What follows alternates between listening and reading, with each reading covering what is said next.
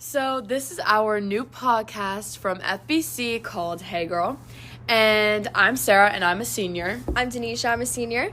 I'm Hannah, I'm a junior. And I'm Ava, I'm a senior. So in total, there are 8 girls that are going to be a part of this podcast, but we split it into 2 groups, 4 per group, so that we can keep it small and short at the same time.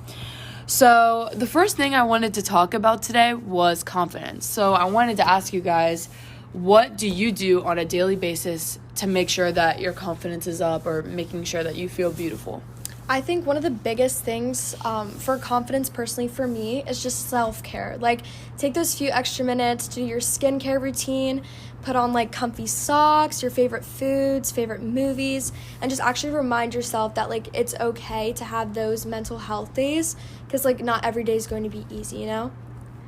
I agree with that 100%. And I think for me personally, what I like to do is honestly try to spend not a whole lot of time on social media, specifically Instagram. I think a lot of girls in our age groups compare themselves every day to social media influencers. And I think it's really important to realize that that's not the reality of life, and you shouldn't focus on what they look like, because all in all, I think it's a waste of time spending too much time on there. Yeah. To go off of what Ava said, I think it's really important, like self-affirmation, to look at yourself in the mirror and tell yourself how beautiful you are and things you love about yourself. Mm-hmm. Even if like some days you don't believe it to like the max, like It's really important, because if you do it for a long time and create a habit, you'll actually start to feel it. Yeah, definitely. Yeah, I completely agree with that. I've even done that myself so many times. Like, I'll just stare at myself in the mirror and just be like, I'm beautiful. Mm-hmm. I'm cute. I'm smart. I love my curly hair. You know what I mean? Yeah.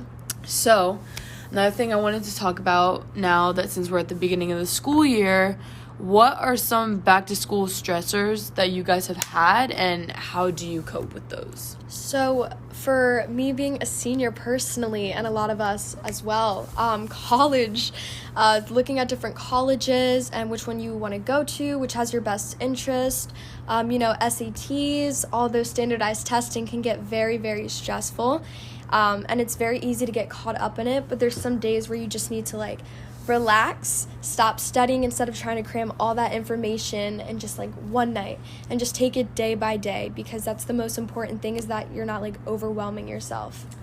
Yeah, I agree with that. And I think for me personally, I caught myself a few times this year already feeling that I'm overextending myself and that I'm doing too much. And, it can be really busy with sports and taking hard classes. And so I think that spending each night a little bit time alone and kind of recharging and just spending some time not doing something busy and, just relaxing really helps me every single day.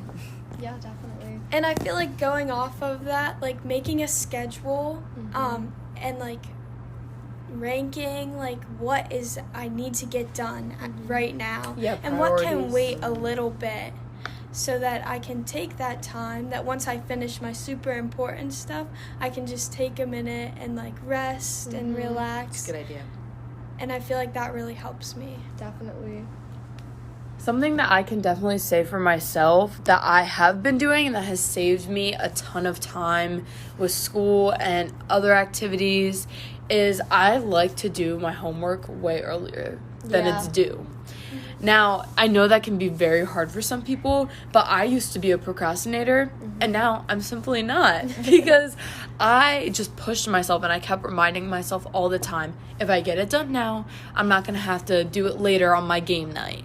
And then do it really late at night, at 11 o'clock at night. Yeah. So, I definitely recommend doing things earlier than due, because it just saves you so much time and you feel like relief once definitely. you're done. I feel like getting in the mindset of if I do it now, I'm going to thank myself tomorrow is like very big. Yes. And it's a very good mindset to have, because then it's like you get a lot of stuff done and you're extremely productive.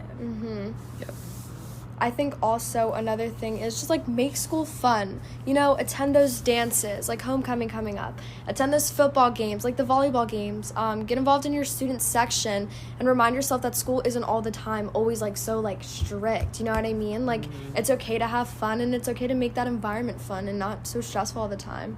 one thing too that, you know, this isn't specifically school and academic related, but is definitely a back to school stressor, would be the people that you surround yourself with. You know, if you're in a toxic friendship or in a toxic friend group, that is so draining. And I think we've all been through that. Definitely. Most people have.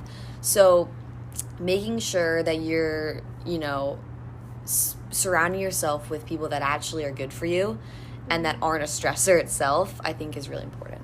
Yeah, 100%. So I know Hannah said before we decided to start this podcast, I heard her say that even though a lot of people want to get involved, you definitely, like, if you're mentally exhausted, physically exhausted. Do you want to talk about that, Hannah? Yeah. So I was just going to kind of go off of what we've been saying about football games and getting involved in different events.